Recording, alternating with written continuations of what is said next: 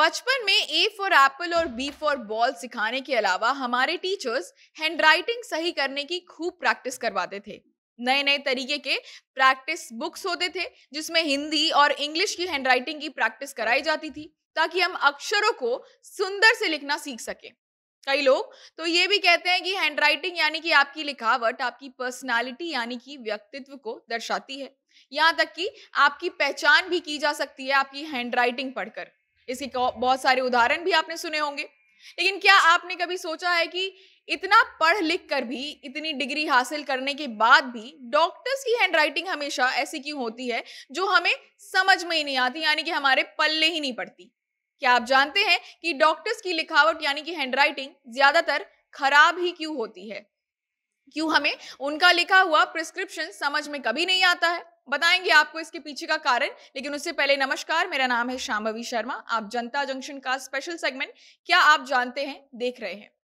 तो बीमार पड़ने पर आप सबसे पहले डॉक्टर साहब के पास जाते हैं। डॉक्टर आपकी जांच करके पर्ची पर यानी कि प्रिस्क्रिप्शन पर कुछ दवाई लिखकर आपको दे देते हैं। लेकिन वो पढ़ पाना हमेशा मुश्किल ही होता है क्योंकि उनकी हैंडराइटिंग साफ नहीं दिखती है अक्सर।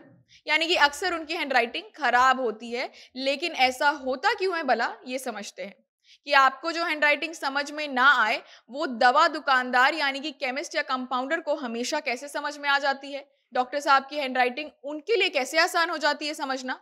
हमें पता है ये महसूस हर किसी ने कभी ना कभी किया ही होगा। तो अब उसका कारण भी समझ लीजिए। तो ये हम सब जानते हैं कि कोई भी चीज, खास तौर पर हैंडराइटिंग, प्रैक्टिस की चीज होती है। यानी कि रोज रोज डॉक्टर्स जैसा लिखते हैं उनकी आदत पड़ जाती है कि वैसे ही पर्ची पर लिखने की और लोगों को देने की। अब आते हैं कि क्यों लिखते हैं वैसे। तो डॉक्टर एक दिन में कई मरीजों की जांच करते हैं और बात करते करते उनकी पर्ची भी लिखते रहते हैं ताकि समय बच सके। ऐसे में हर मरीज को समय देने के कारण उनके पास समय की बाध्यता होती है कि वो पर्चे पर स्पष्ट और साफ हैंडराइटिंग बनाकर उसे पिरोकर लिख सके। इसीलिए वो जल्दी जल्दी लिखते हैं और नतीजन उनकी लिखावट खराब हो जाती है समय के साथ।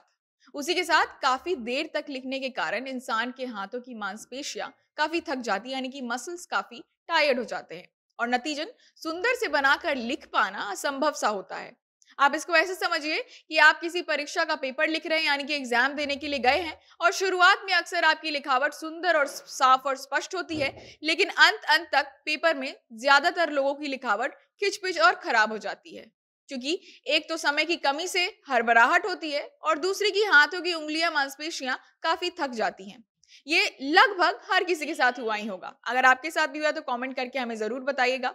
इसके अलावा एक और कारण जान लीजिए, जो वो है कि मेडिकल भाषा और उनके टर्म्स यानी कि साइंटिफिक भाषा में कुछ ऐसे शब्द होते हैं जो आम इंसान समझ नहीं सकता क्योंकि उसने मेडिकल की कोई पढ़ाई नहीं करी है और ना ही शाब्दिक अर्थ और स्पेलिंग उसे समझ में आते हैं।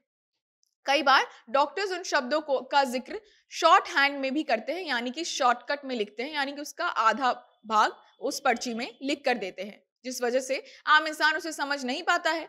इसको आप ऐसे समझिए कि कई बार पत्रकार भी इस तरीके से लिखते हैं, खास तौर पर जब वो कोई इंटरव्यू कर रहे होते हैं। तो समय की पाबंदी के कारण और सब कुछ चूंकि उन्हें नोट करना होता है कम समय में, तो अहम शब्दों को वो शॉर्ट हैंड में लिखते हैं और ये बकायदा एक प्रक्रिया भी है। हालांकि केमिस्ट या कंपाउंडर इसी वजह से उन शब्दों को समझ लेते हैं क्योंकि डॉक्टर्स के साथ काम करके उनके द्वारा लिखी गई दवाइयों का भी पता उन्हें चल जाता है और डॉक्टर्स की हैंडराइटिंग से भी वो काफी वाकिफ हो जाते हैं। और ज्यादातर केमिस्ट हॉस्पिटल और क्लिनिक के आसपास होते हैं, तो उन्हें डॉक्टर्स द्वारा लिखा हुआ सब समझ में आता है। फिर चाहे वो खिचपिच हो, चाहे वो एक लाइन में ना लिखा हुआ हो, फिर भी उन्हें समझ में आता है। साथ ही इन लिखावट को करने और समझने का एक कोर्स भी होता है जो कई बार मेडिकल फील्ड में डॉक्टर्स को और अन्य पैरामेडिकल्स को भी सिखाया जाता है ताकि वो इन सिचुएशंस में डॉक्टर की हैंडराइटिंग आसानी से समझ लें और कम समय में दवाई का आदान प्रदान हो जाए। तो अब इस कारण को आप समझ चुके हैं। सभी लोगों के साथ इसको शेयर करना मत भूलिएगा क्योंकि इस वीडियो को आप यही समाप्त कर रहे हैं। उसी के साथ आप हमें फेसबुक पेज पर देख रहे हैं तो पेज को लाइक करिएगा, यूट्यूब पर देख रहे हैं तो चैनल को सब्सक्राइब करिएगा। साथ ही इंस्टाग्राम पर रील्स के माध्यम से झटपट खबरों से जुड़े रहने के लिए फॉलो करना मत भूलिएगा। कैमरा विशाल संभाल रहे थे, आप जनता जंक्शन देख रहे थे। बहुत बहुत धन्यवाद।